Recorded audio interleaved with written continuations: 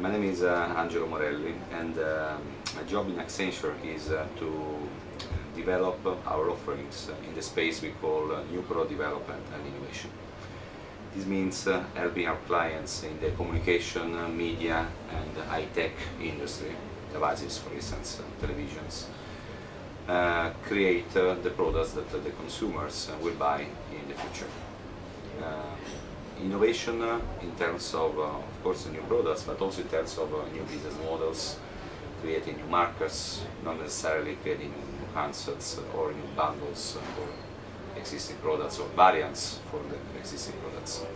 That's what we do. So in terms of growth, there is an opportunity to grow for the three players, so the device makers, the people who manage, create content or people who aggregate content, and the people who are in the last mile of the distribution, so the carriers, so the service providers. We used to call it the IP jungle, because it's like a jungle where no one knows what his role is. Everybody is trying to expand from the comfort zone. So take devices. I mean, you have device makers, I don't mean names, but you can easily guess who started from devices and are now very solid in the content business. They actually sell content, sell music, sell videos, sell applications. And this is the target for everyone that is doing devices. By the way, these people are also bundling their core business with other services. Take a company like Sony. I mean, they have the opportunity to connect their content business with their device business, with our other business that they have that are around.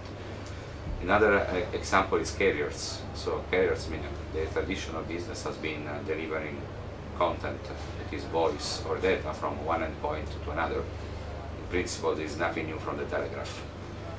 But now with the IP, with the devices that are becoming smarter and smarter, they start trying to enter the content business. Take Comcast acquiring broadcasters in the US, for instance. That's an example. But generally, what we suggest the different players is first focus on your core business and try to make your core business right. For instance, carriers, they have a huge opportunity to become the dominant players for in the video space, for instance, for the video services cloud.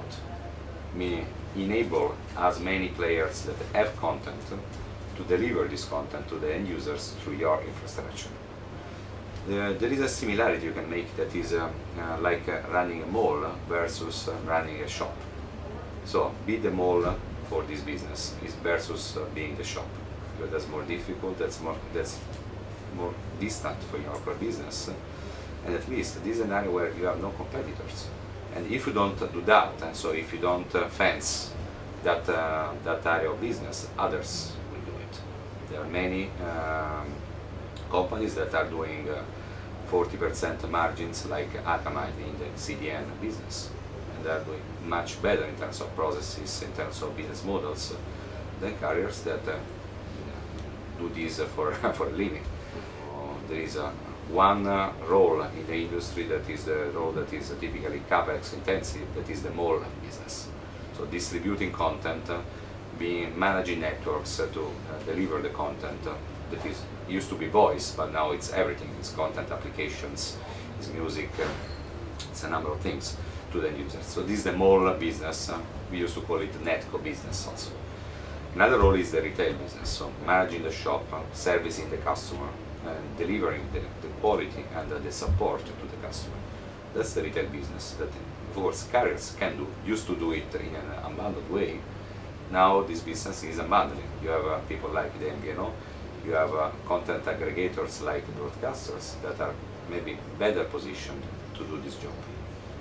And instead, I would suggest carriers try to attract these retailers to your mall, like Walmart is doing to Procter & Gamble, and negotiate what is the best shelf within your shop to sell these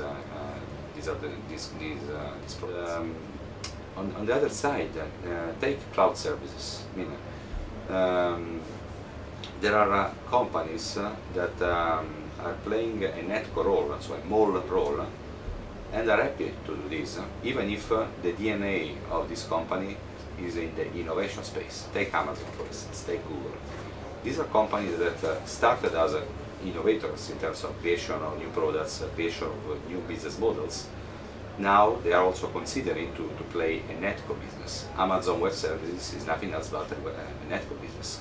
CapEx intensive, lean processes, simplification of products, and saturation of the capacity. But I mean, they're doing a lot of money with that, they're happy. But innovation is not the result of a creative process only. So innovation to me is the result of a structured process that of course has creativity as an important component, but has also a lot of focused and structured approaches. For make an example, it may happen that somebody has a smart idea and creates a domain or a website and sells this website for $1 for each pixel and create millions. Okay, this may happen, but in order to be successful over time in the innovation, you need to be structured. You need to manage innovation as a process. This is what the companies that are successful long-term in innovation do. Take Procter & Gamble, for instance, take General Electric. These companies don't manage innovation just a result of some creativity, but they structure it.